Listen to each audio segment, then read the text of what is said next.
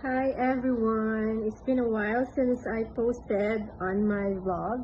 Um, since marami na rin naririnig, maraming nagkaka-cancer. Um, I have tips for everyone kasi hindi mo naman malalaman hanggat wala ka. Pero it's good to listen to those who have cancer kasi alam niyo yun, first-hand information yan at na-experience namin yan para malaman niyo kung anong ma-avoid in future at yung mga hindi namin nagawa bago kami na-diagnose na may cancer, at least magagawa niyo sa sarili niyo at sa pamilya niyo. So, I remembered I was told by my cousin to do check-up kasi meron na kaming lahi na may colon cancer. Kaso, syempre, wala sa utak yun eh. Hanggat hindi ka tinatamaan. So, nagkaroon ako. So, hindi ako nagpa-check up, walang early detection. Consider there's early detection, pero marami na nangyari sa loob ng aking system. So, you know, hindi yun talaga makontrol, no? Mahirap. Pero, okay na rin yung maunahan mo. So, first thing you need to do, ito yung mga tips ko. Pag may lahi kayong cancer, kahit sabihin yung lola nyo, may lahi pa rin kayo eh. Magpa-check up na kayo. And then, secondly, tingnan nyo rin yung lumalabas na sa katawan nyo. Like, magdudumi kayo, may dugo ba, may something unusual, research agad. And then, baka malaman natin ito na pala ang related na sa cancer or yung lumalabas sa kung mga unusual ba na pagsusuka or sakit ng ulo or unusual pain na hindi mo naman alam kung bakit, but araw-araw. Ganyan kasi nangyari sa akin, may araw-araw na pangyayaring pain. So, alam mo, minsan naglakas-lakasan tayo, pero actually, hindi natin alam na yun din palang papatay sa atin eventually pag hindi natin na prevent or hindi natin napagamot agad-agad. Third is yung mga kinakain natin.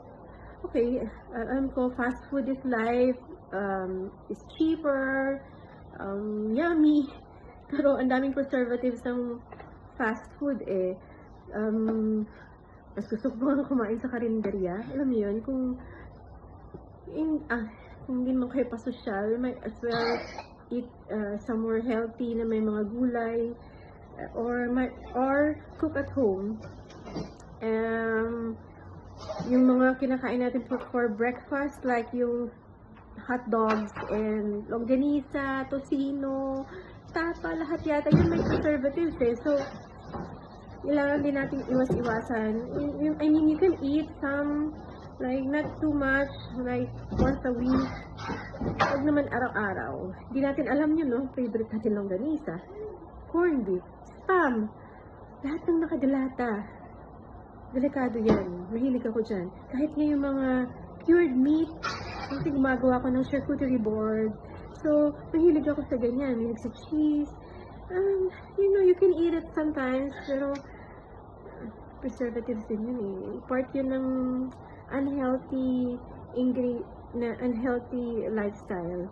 Tapos, affected ang health mo. Not now, but in future, dun tayo manadali. Like, not that time, I was eating everything that I like kasi healthy naman ako, low blood, hindi ako low blood, I mean normal blood pressure, walang cholesterol sa katawan, pero eventually nagkasakit din ako. Then, huwag masyadong emotional. Yan yung isa kong iniiwasan na maging emotional sa sakit. Alam mo na, kakaiyak malaman na meron kang cancer. Pero with the technology nowadays, sana, I think most of the people under treatment is gumagaling. Susundin na ang doktor, wag matigas ang ulo. Naiiyak ka kasi kung ano mangyayari sa'yo, pero syempre, hindi ko masisisi lahat. Pero ako, I try to preoccupy myself para hindi ko maisip ang mga problema, and I don't care about what other people will say about me. Hindi naman sila nagpapakain sa akin. So, huwag kang stress. Doc Willie Ong, huwag magpa-stress sa mga taong hindi mo kaano-ano, hindi sila nagpapakain sa'yo. Might as well focus with your health and whatever your plans is, but then don't get so emotional with everything. Sorry, nasama ko pa si Doc Willie Ong. Pero, yeah, we're just in the same boat, pero be happy. And most important is, magdasal tayo and make our faith stronger if malakas na yung faith mo sa Diyos. Bring your family with you in terms of prayers. And I think we're gonna be positive in everything. Hindi ko naman sinasabing, baka mamaya mamamatay na ako. Alam mo yun, positive pa rin ako. Pero, you know, yung mga nakapaligid sa yung tao, huwag mong idamay sa negative vibes na makikreate ng cancer. So, anyway, yun lang. And I'll share my chemotherapy experiences with you and anong ma-avoid. Kasi ako, kahit in-avoid ko, kung ginagawa ko, nararamdaman ko pa rin yung side effects. So, good luck. Yun lang.